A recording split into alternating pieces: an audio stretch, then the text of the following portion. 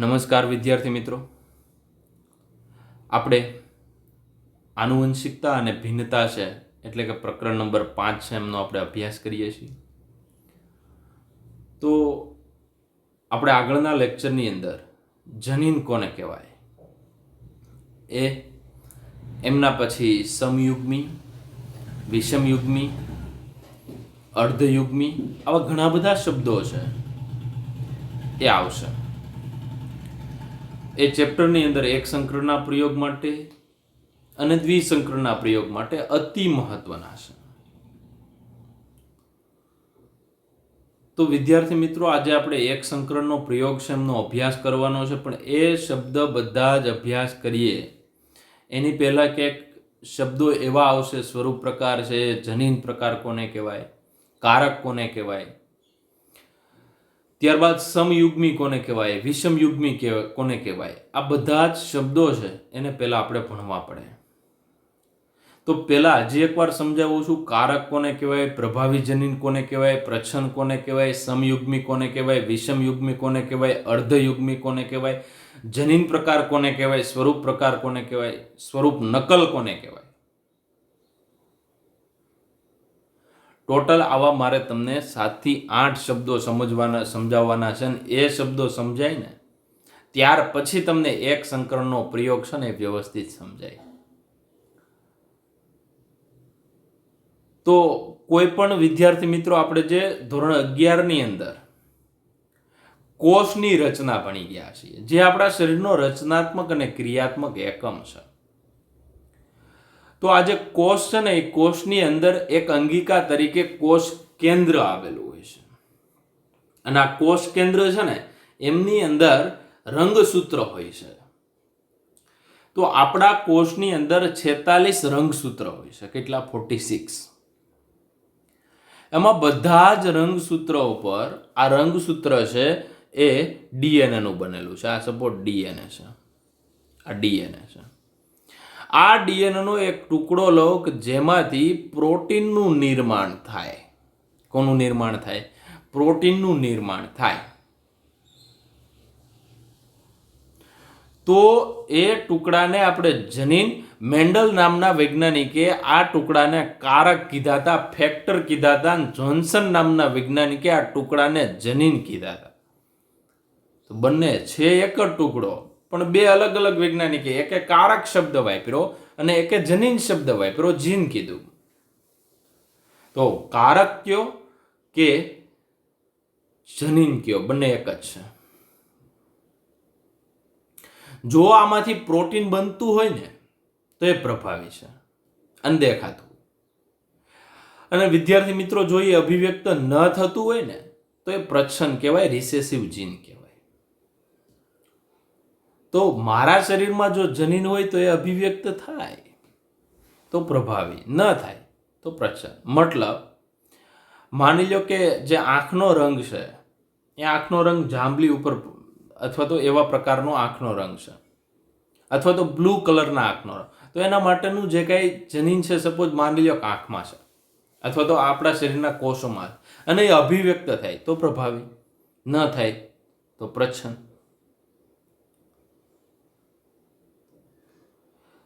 વિદ્યાર્થી મિત્રો, એવા ઘણા બધા ઉદાહરણ છે જે પ્રભાવી અને પ્રચ્છન્ન હોય આપણા શરીર માટે, જેની આપણે પણ વાત કરશું આ ચેપ્ટરમાં. તો પ્રભાવી કોને કહેવાય? દાખલા તરીકે વટાણાનો છોડ છે, એમની અંદર આપણે એક લક્ષણ જોયું હતું, પ્રભાવી લક્ષણ, અને બીજું જોયું હતું પ્રચ્છન્ન લક્ષણ. તો છોડ છે એ ઊંચો થાય છે, તો ઊંચો થઈ પ્રભાવી લક્ષણ છે. એ જનીન જો અભિવ્યક્ત થાય ને તો એના પ્રોટીનના કારણે છોડ ઊંચો દેખાશે, તો એ પ્રભાવી. અને એ જનીન કાં તો નથી અથવા તો છે તો કામ નથી કરતું, અભિવ્યક્ત નથી થતું, તો પ્રચ્છન્ન.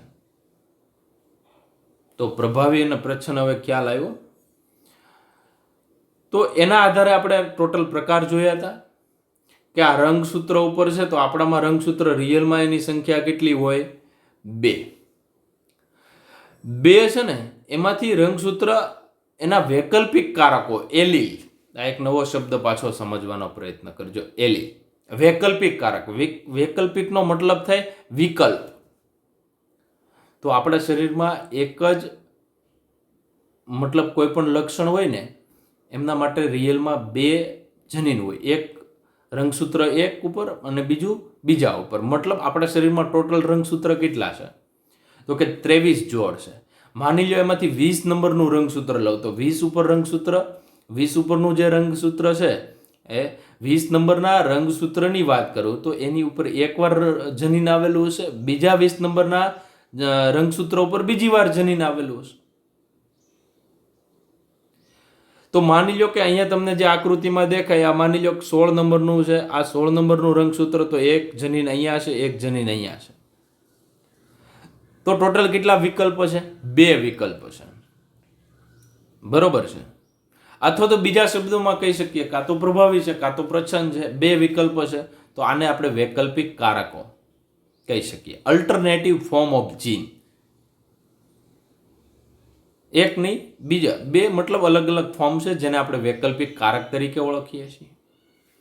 તો વિદ્યાર્થી મિત્રો, આ જે વૈકલ્પિક કારક છે, બરોબર, એના આધારે આપણે 3 સમયુગ્મી પ્રભાવી, જો બંને પ્રભાવી જનીન આવેલા હોય બંને રંગસૂત્ર ઉપર તો એને સમયુગ્મી કહેવાય. 2 અલગ અલગ રંગસૂત્ર ઉપર તો આ બંને વૈકલ્પિક કારક, એક પ્રભાવી એક પ્રચ્છન્ન, એલીલ મોર્ફ કહીએ. તો વિષમયુગ્મી છે એમાં 2 પ્રકાર જોઈ શકો, પહેલું પ્રભાવી અને બીજું પ્રચ્છન્ન, પહેલું પ્રચ્છન્ન અને બીજું પ્રભાવી, બંને એક જ કેસ છે વિષમયુગ્મી. અને સમયુગ્મી પ્રચ્છન્ન એટલે બંને કેવા છે? સ્મોલ. તો આ બંને એકબીજાના અલ્ટરનેટિવ ફોર્મ કહી શકાય, એટલે વૈકલ્પિક કારકો કહી શકાય. ત્યારબાદ આ શબ્દ સમજવાના છે. તો કેટલાક જનીનિક શબ્દ પહેલા સમજાય પછી આપણે પેલું એક સંકરણનો પ્રયોગ છે એમનો આપણે અભ્યાસ કરશું. પેલું કારકો. કારકો એટલે જનીન, જનીન એટલે આનુવંશિકતાનો એકમ. તો પેલું કારક એટલે શું? તો કે કારક એટલે આનુવંશિકતાનો એકમ, વારસો અને લક્ષણોના દેખાવ માટે જવાબદાર એટલે જનીન છે. જોન્સન નામના વૈજ્ઞાનિકે 1909 ની અંદર આ જે કારક હતા એ કારક રિયલમાં શબ્દ મેન્ડલે આપેલો, પણ આ કારકને જનીન તરીકે કોણે સંબોધ્યા? તો કે જોન્સન નામના વૈજ્ઞાનિકે. મેન્ડલે કારક અથવા તો ઘટક શબ્દ, ફેક્ટર શબ્દ વાપરેલ.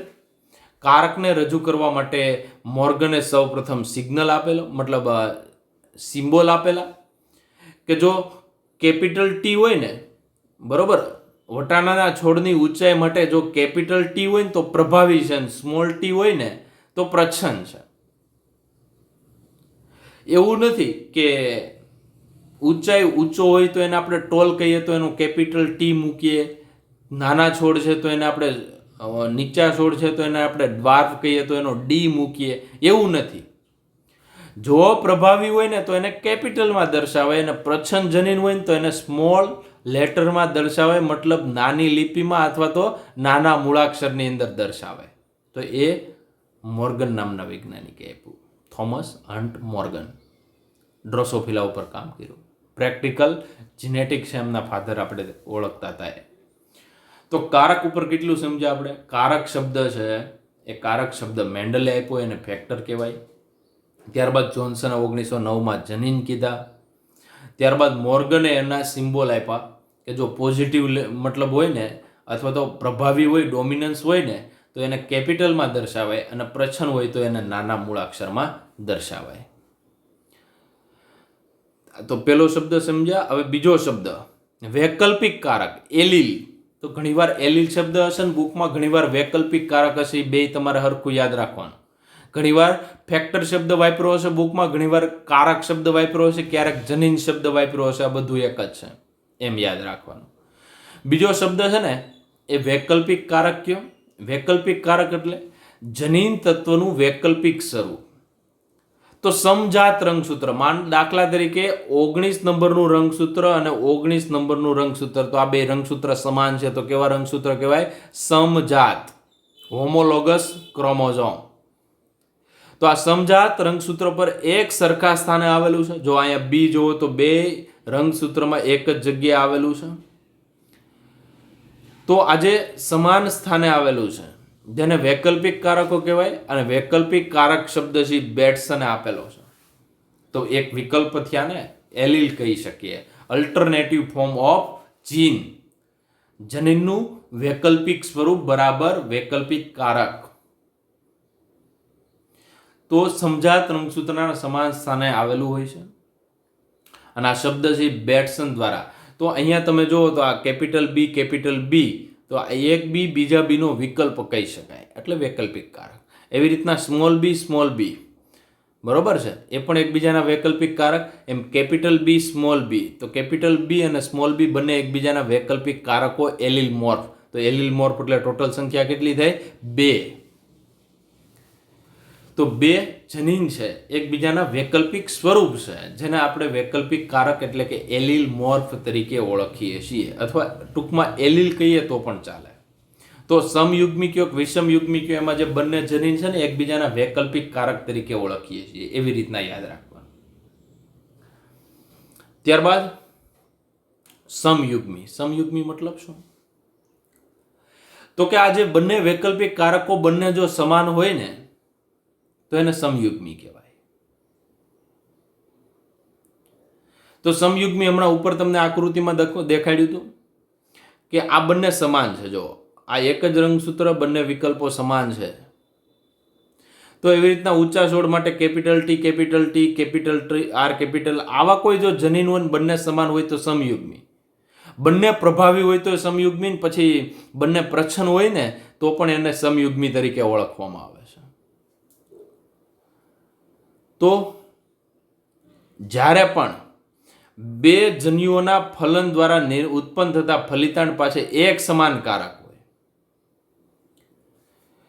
તો શબ્દ સમજો. ફલિતાંડ એટલે એક જ કોષ થયો, એક જ કોષની પાસે બંને સમાન પ્રકારના, એટલે એક રંગસૂત્ર, 2 જન્યુ લીધા, 2 જન્યુમાંથી એક નર તરફથી આવશે, એક માદા તરફથી આવશે.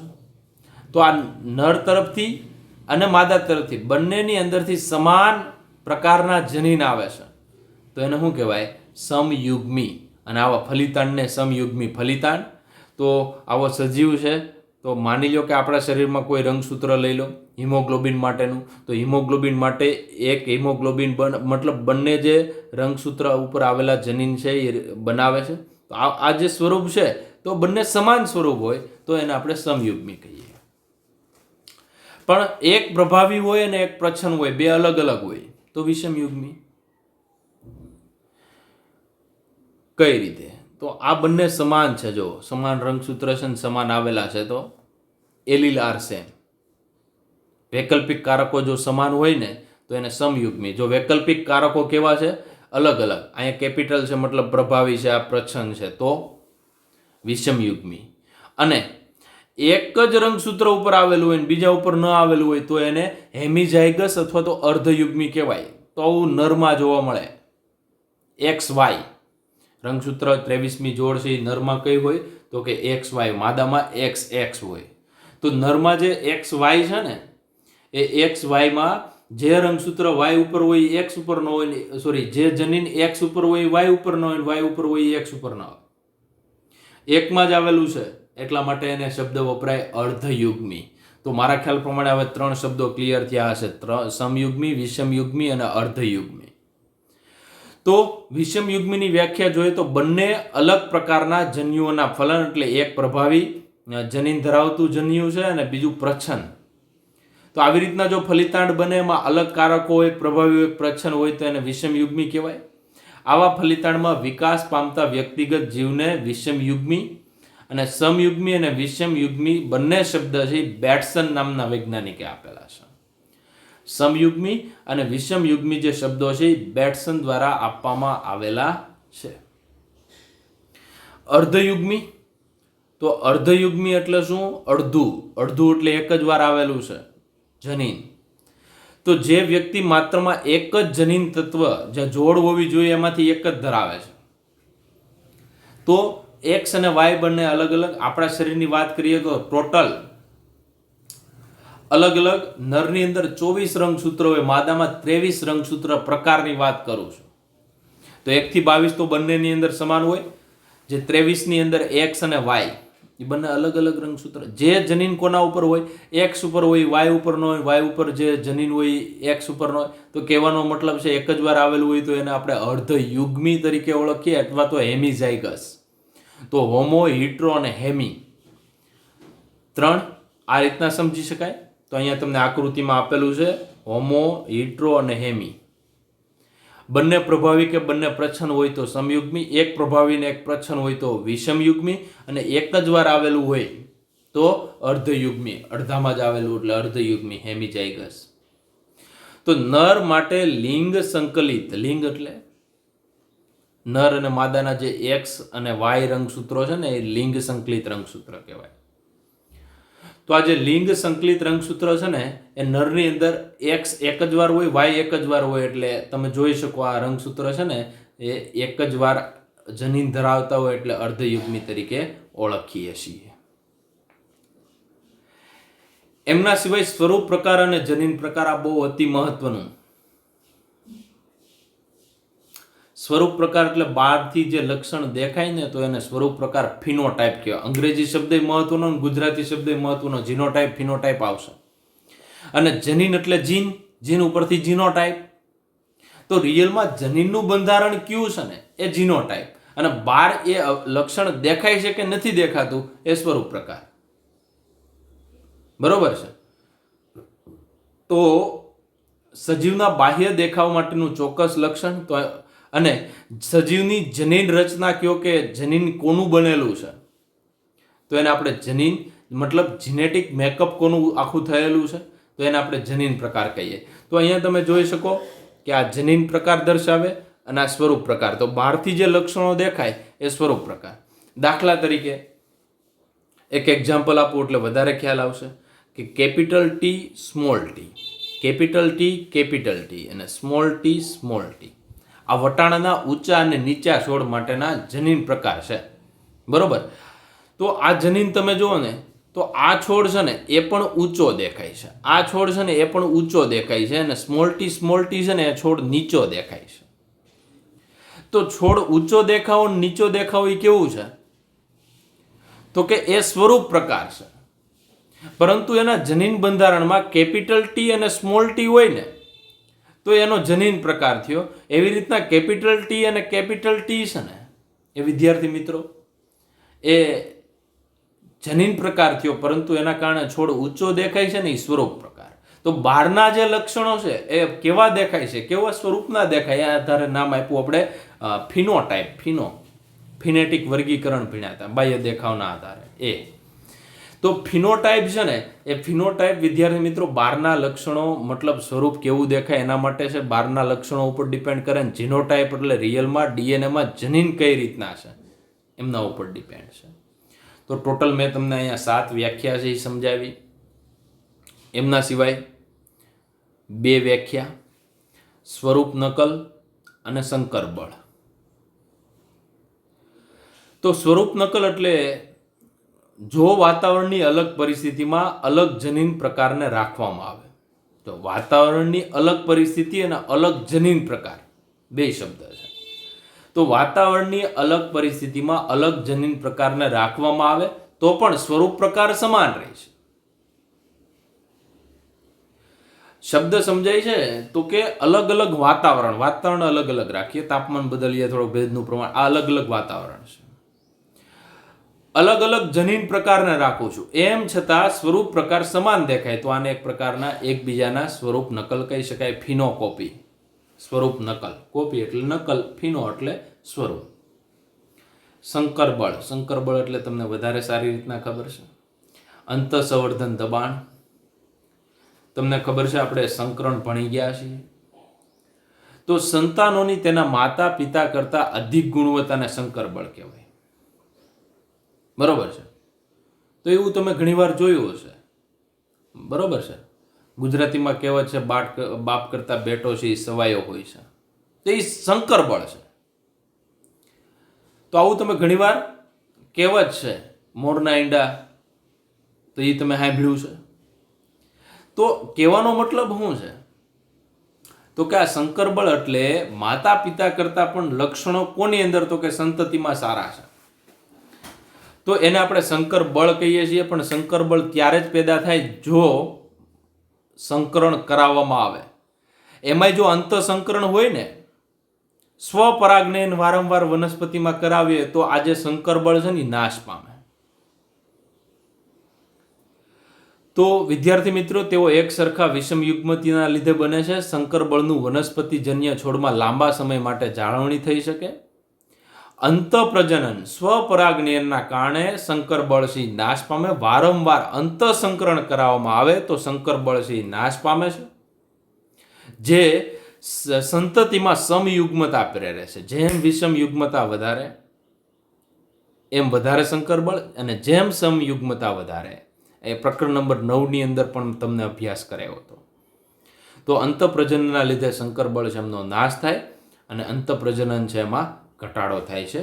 એટલા માટે ભિન્નતા પ્રેરવા માટે બહિર્સંકરણ જરૂરી છે. તો એને અંગ્રેજીમાં હિટ્રોસિસ તરીકે પણ ઓળખવામાં આવે. હવે આપણે એક જનીનનું વારસાગમન, લગભગ તમારી બુક પ્રમાણે 3 થી 4 પેજ છે ને એક સંકરણના પ્રયોગનું છે. તો પહેલા તો આપણે કોમન બાબતની વાત કરીએ. બરોબર છે, આમાંથી આકૃતિવાળા કદાચ પ્રશ્નો નીટ લેવલે પૂછાઈ શકે.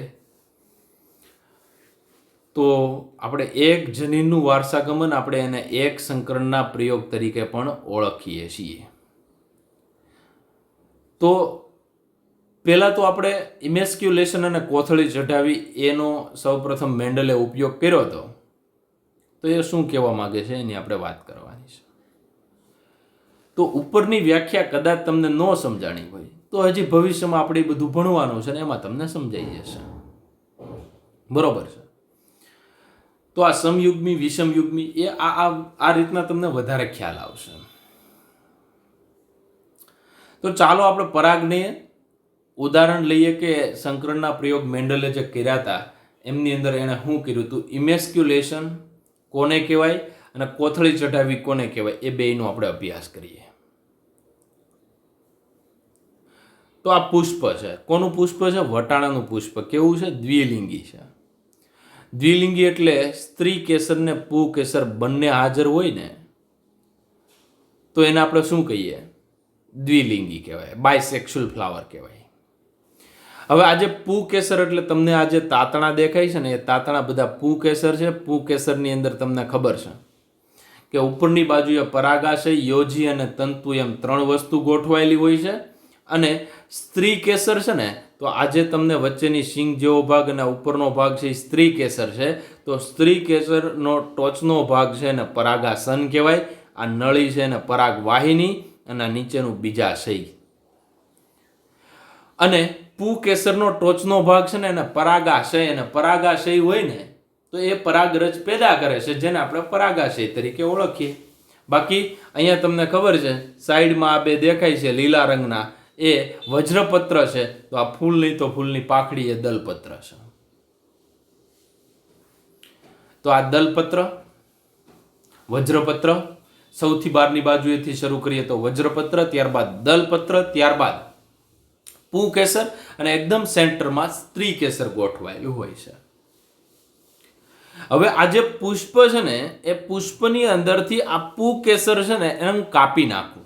મતલબ દ્વિલિંગી પુષ્પ છે ને એક લિંગી માદા પુષ્પની અંદર મારે રૂપાંતર કરવું હોય તો પુંકેસરને હું કાતર વડે કાપી નાખું છું, અથવા તો એમને ચીપિયા વડે ખેંચીને દૂર કરું છું. તો એ ક્રિયાને શું કહેવાય? તે ક્રિયાને ખાસ યાદ રાખજો, એ ક્રિયાને ઇમેસ્ક્યુલેશન અથવા તો વંધ્યીકરણ તરીકે ઓળખવામાં આવે છે. તો આ આકૃતિ પ્રમાણે તમે જોશો તો આ આકૃતિમાં આ જે છોડ છે ને પિતૃ, જો પ્લસ આવો સિમ્બોલ હોય તો એને માતા કહેવાય અથવા તો માદા કહેવાય, અને ઉપર જો એરો હોય ને તો એને નર કહેવાય. તો આ પુષ્પને આપણે નર તરીકે લેવાનું છે, આ પુષ્પને આપણે માદા લેવાનું. કેમ કે આ અલગ વનસ્પતિનું છે, આ પણ અલગ વનસ્પતિનું છે. તો જ આપણે શું કરાવી શકશું? સંકરણ. તો એક સંકરણનો પ્રયોગ છે. તો પહેલા તો સંકરણ શબ્દ સમજવો પડે. તો સંકરણ આપણે કઈ રીતના સમજ્યા? તો કે એક જે પુષ્પ તો બધી જેટલા વટાણાના છોડ હોય ને બધાના પુષ્પ કેવા આવે છે? તો કે દ્વિલિંગી આવે. એમાંથી એક છોડને આપણે નર તરીકે લેવાનો છે અને બીજા છોડને આપણે માદા તરીકે લેવાનો છે. તો આજે નર તરીકે લઈએ છીએ ને એને તો એઝ ઇટ ઇઝ રાખીએ છીએ, પરંતુ આ માદા છોડ તરીકે જેને લઈએ છીએ તો માદા છોડની અંદર આપણે પુંકેસરને કાપીએ છીએ ને એને આપણે શું કહીએ? તો એને કહેવાય આપણે ઇમેસ્ક્યુલેશન. આ નર છે ને એ નરની હવે પરાગરજ છે ને એ કોના ઉપર?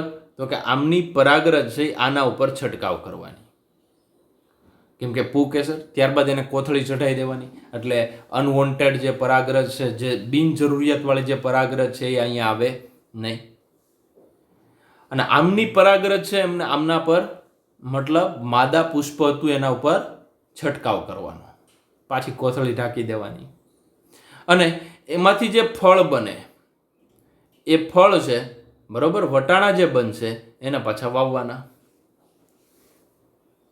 તો આને સંકરણ કીધું કહેવાય.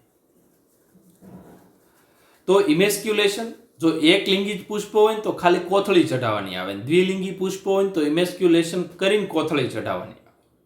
આ તફાવત ભૂલતા નહીં. હવે આપણે કયો પ્રયોગ ભણવાનો છે?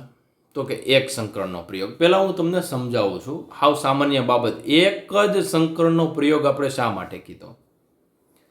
તો આ પોઈન્ટ ઉપર ઘણો બધો સમય જાય આ એક પોઈન્ટ સમજવામાં. એક સંકરણ આ સમજાય પછી તમારી બુકનું લખાણ તમને સમજાશે. તો ત્રણ અલગ અલગ રીતે મારે તમને આ પ્રયોગ સમજાવવાનો છે.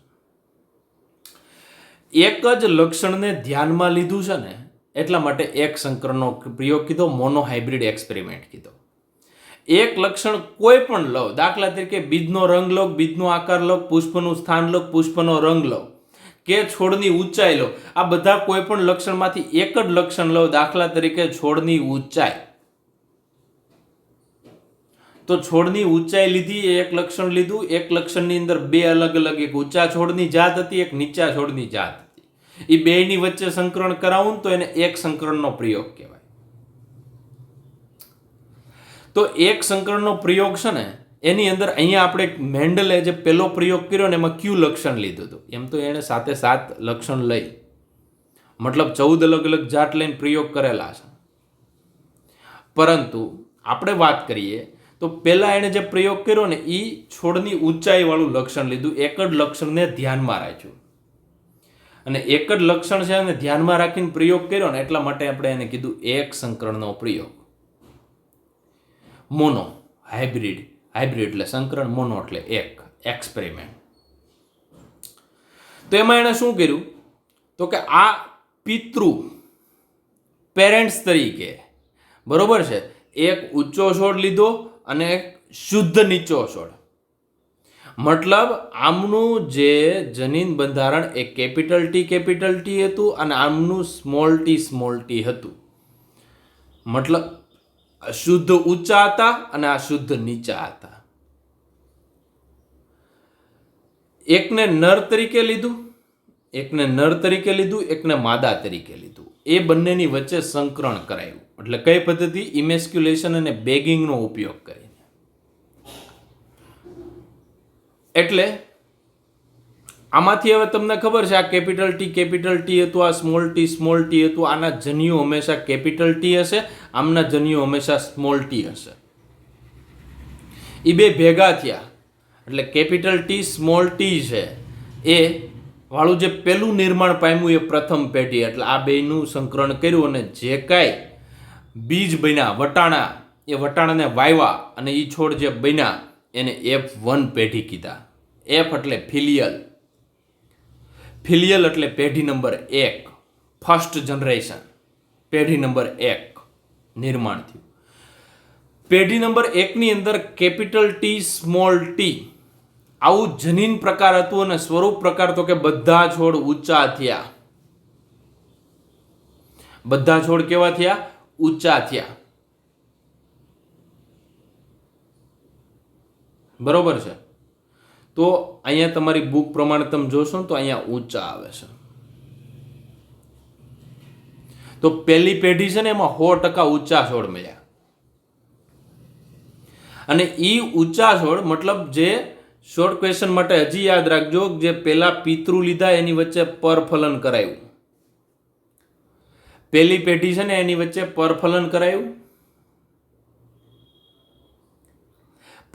કરાયું, અને જે પહેલી પેઢી મળે છે ને એના બાદ ત્યારબાદ સ્વફલન કરાયું, અને એમની વચ્ચે વિદ્યાર્થી મિત્રો ક્રોસ કરી અને જેટલા છોડ વાવ્યા એમની અંદર 3 છોડ ઊંચા મળ્યા અને 1 છોડ નીચો મળ્યો. કઈ રીતે? તો આ પેઢી નંબર 2 મળી, આ ઉપર સ્વફલન પેઢી નંબર 1નું સ્વફલન કરાયું, એટલે એ જ પુષ્પની જે સ્ત્રી કેસર છે એમાં એ જ પુષ્પની પરાગરજનો છંટકાવ કર્યો, અને એમાંથી જેટલા બીજ બન્યા એ બધા જ બીજને વાવવામાં આવ્યા, અને વાવવામાં આવ્યા ને એમાંથી 75% ઊંચા મળ્યા અને 25% છે એ નીચા મળ્યા. તો આનો રેશિયો મારે લખવો હોય કેટલો લખી શકું? તો કે 3:1 લખી શકું. આ 3 ઊંચા હતા ને એ જે 3 ઊંચા દેખાય એનું સ્વરૂપ પ્રકાર થયું, આ નીચા દેખાય એનું સ્વરૂપ પ્રકાર થયું, પણ અંદર જનીન કેવા પ્રકારના છે ને એ હજી આપણને ખબર નથી. એનો અભ્યાસ કોણે કર્યો હતો? મેન્ડલે ગાણિતિક તર્ક વાપર્યું હતું.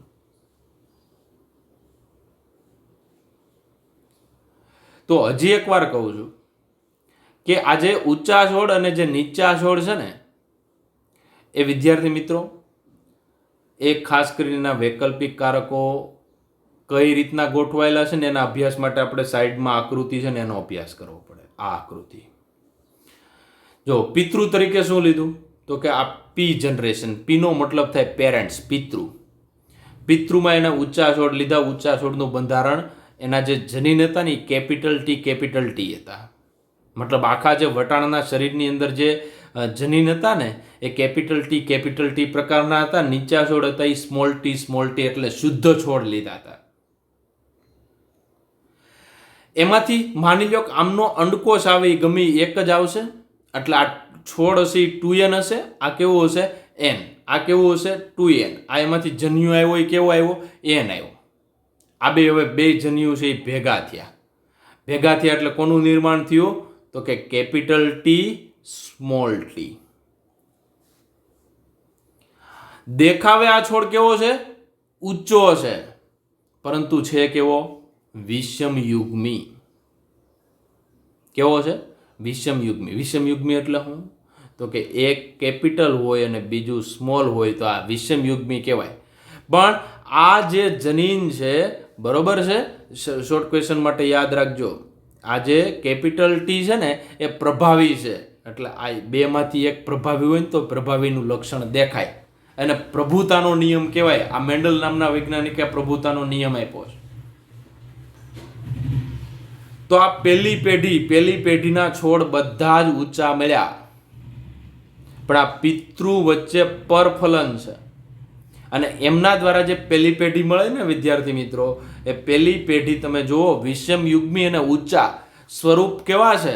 સ્વરૂપ પ્રકાર તો કે ઊંચા છે, પરંતુ આ જનીનનું બંધારણ કેપિટલ ટી સ્મોલ ટી, જેને આપણે જનીન પ્રકાર કહીએ છીએ.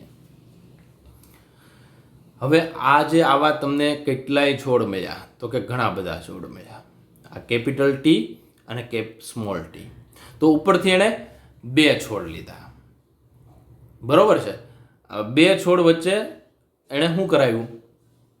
સ્વફલન. એટલે એ જે કાંઈ છોડ એક મળ્યો, મારે કેપિટલ ટી સ્મોલ ટી વાળા બંધારણવાળો જે છોડ મળ્યો એ છોડની અંદર સ્વફલન કરાવ્યું. સ્વફલન એટલે કેપિટલ ટી સ્મોલ ટી તો એના બંધારણમાં હતું, અહીંયા પણ કેપિટલ ટી સ્મોલ ટી, બરોબર. તો નર તરીકે આ ભાગ આવશે, માદા તરીકે કેપિટલ ટી સ્મોલ ટી આવશે. તો નર અને માદા બંને હરખા છે. તો આમાંથી આજે પુનેટ સ્ક્વેર કહેવાય. શું કહેવાય? Punnett square. તો આજે અંડકોષ અને આ મતલબ સ્પર્મ નથી, પરંતુ પોલેન છે, પરાગરજ છે. તો એમાં આજે કેપિટલ ટી સ્મોલ ટી, આજે ઉપરનો જે છોડ મળ્યો હતો ને એમની વચ્ચે સ્વફલન કરાવ્યું, એટલે આ નર જન્યુ, અને આ એકને હું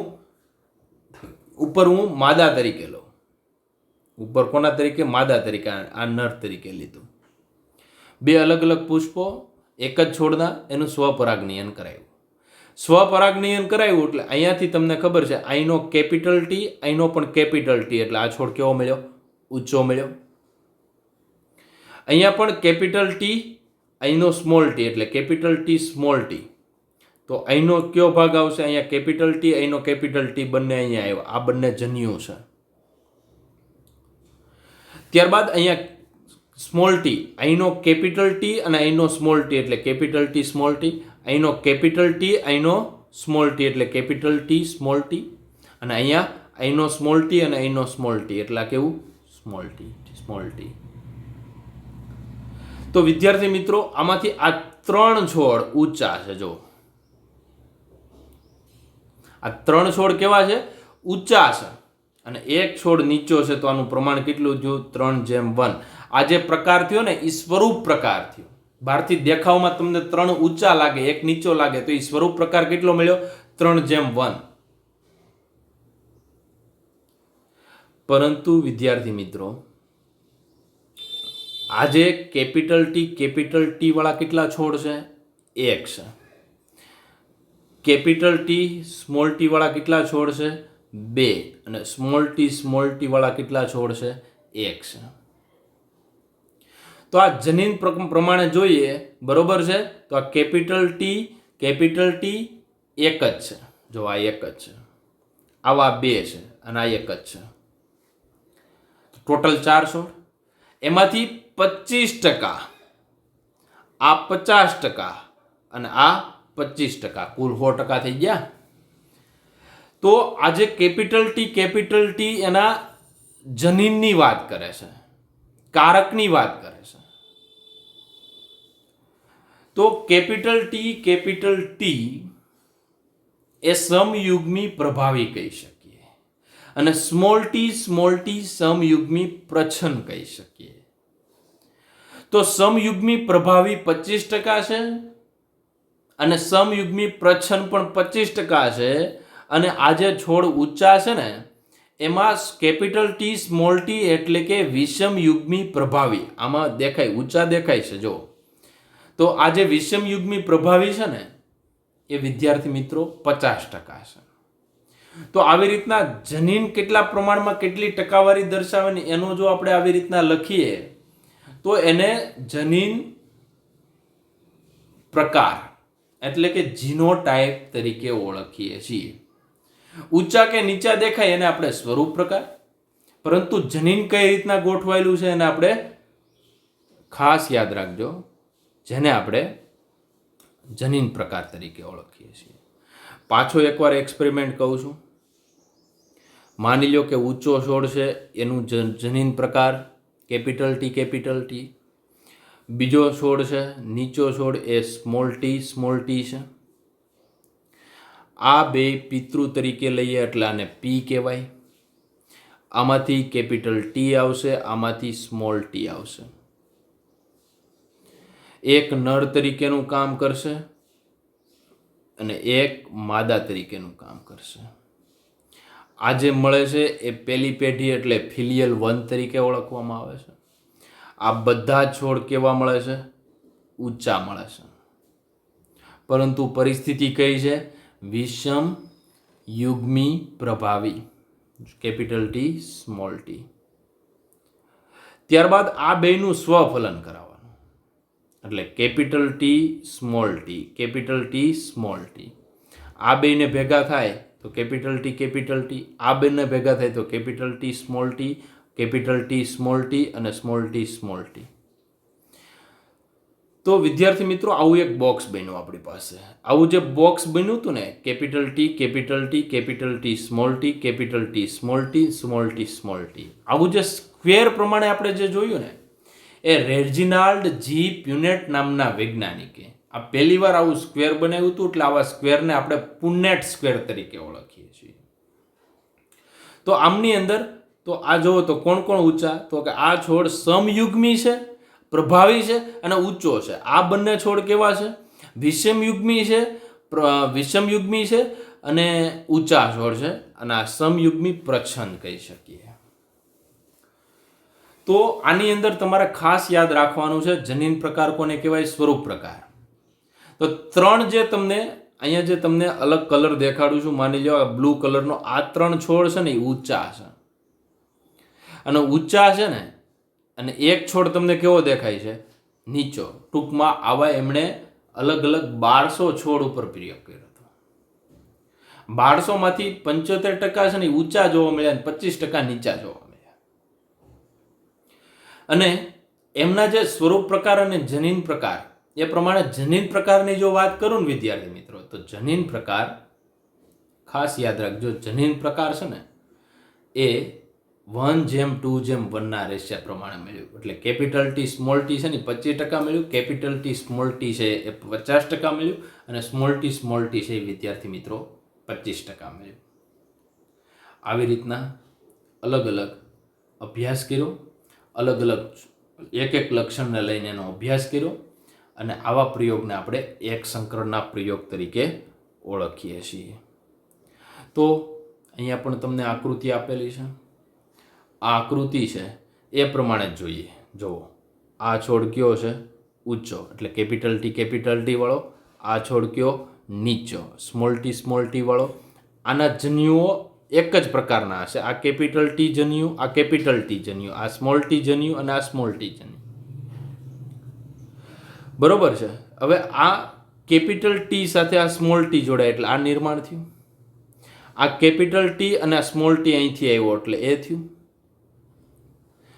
ત્યારબાદ અહીંથી હજી તમને ખ્યાલ આપું કે અહીંથી કેપિટલ ટી, અહીંથી સ્મોલ ટી, અહીંથી કેપિટલ ટી, અહીંથી સ્મોલ ટી. તો 100% તમે જો અહીંથી કેપિટલ, તો 100% છોડ કેવા મળ્યા? કેપિટલ ટી સ્મોલ ટી વિષમ યુગ્મી પ્રભાવી મળ્યા. એટલે બધા છોડ પહેલી પેઢી હતી કેટલા હતા? ઊંચા હતા. તો પેલું ઊંચા છોડ અને નીચા છોડ વચ્ચે મતલબ શુદ્ધ ઊંચા અને શુદ્ધ નીચા.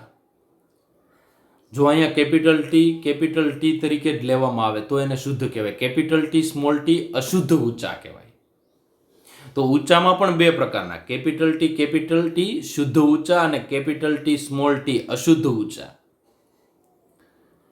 તો કેપિટલ ટી એ શુદ્ધ ઊંચા અને સ્મોલ ટી શુદ્ધ નીચા. આ બંને વચ્ચે સંકરણ કરાવ્યું એટલે પહેલી પેઢી મળી ને એ કેવી મળી? તો કે કેપિટલ ટી સ્મોલ ટી વાળી વિષમ યુગ્મી ઊંચા મળ્યા. આ બંને પરફલન. હવે પહેલી પેઢીમાં જે કાંઈ બીજ મળે એ બીજને એણે શું કર્યું? તો કે આ બંને વચ્ચે શું કરાવડાવ્યું? તો કે બે અલગ અલગ છોડ લીધા અને એ છોડની અંદર સ્વફલન કરાવ્યું. એટલે એ છોડની અંદર તમે જુઓ તો કેપિટલ ટી સ્મોલ ટી બંધારણ હશે, બીજો એ જ છોડ હશે તો પણ કેપિટલ ટી સ્મોલ ટી બંધારણ હશે. તો એમના જન્યુઓ, આ કેપિટલનો એક કેપિટલ ટી અને અહીંયા સ્મોલ ટી મૂકી દેવાનો, અહીંયા કેપિટલ ટી અને અહીંયા સ્મોલ ટી મૂકી દેવાનું, જે અહીંયા છોડના જનીન બંધારણમાં દેખાય છે. એ બંનેનું ક્રોસ કરાવ્યું. ક્રોસ કરાવો ને એટલે શું મળશે? તો કે અહીંયા કેપિટલ ટી બે ભેગા થશે એટલે અહીંયા કેપિટલ ટી, અહીંયા કેપિટલ ટી અહીંનો અને સ્મોલ ટી અહીંનો એટલે કેપિટલ ટી સ્મોલ ટી. એટલે આ છોડ, અહીંયા પણ સ્મોલ ટી, અહીંનો કેપિટલ ટી એટલે કેપિટલ ટી સ્મોલ ટી, અને અહીંયા સ્મોલ ટી બંનેનો આ અંતિમ ભાગ, આ બંને ભેગા થયા એટલે સ્મોલ ટી. તો વિદ્યાર્થી મિત્રો, આજે આવી રીતના ઊંચા કેટલા મળ્યા હતા? તો કે 4માંથી 3 ઊંચા ને 1 નીચો, તો એને સ્વરૂપ પ્રકાર કહેવાય. પરંતુ જનીનનું બંધારણ જોઈએ તો કેપિટલ ટી છે એવા 1 મળ્યા, 25% મળ્યા. કેપિટલ ટી સ્મોલ ટી છે એ 25 એટલે 50%, અને સ્મોલ ટી 25%. તો આવી રીતના જો કોઈનો અભ્યાસ કરવામાં આવે તો એને જનીન પ્રકાર તરીકે ઓળખવામાં આવે છે, જીનોટાઈપ તરીકે ઓળખવામાં આવે છે. કાલ આપણે આ પ્રયોગ છે એમનો અગેન ડિટેલમાં અભ્યાસ કરશું. બરોબર છે. આજે આકૃતિ છે, બરોબર, આવો જે સ્ક્વેર બનાવ્યો છે એ રેજિનાલ્ડ જી પુનેટ નામના વૈજ્ઞાનિકે આપ્યો એટલે એને આપણે પુનેટ સ્ક્વેર તરીકે ઓળખીએ છીએ. Thank you.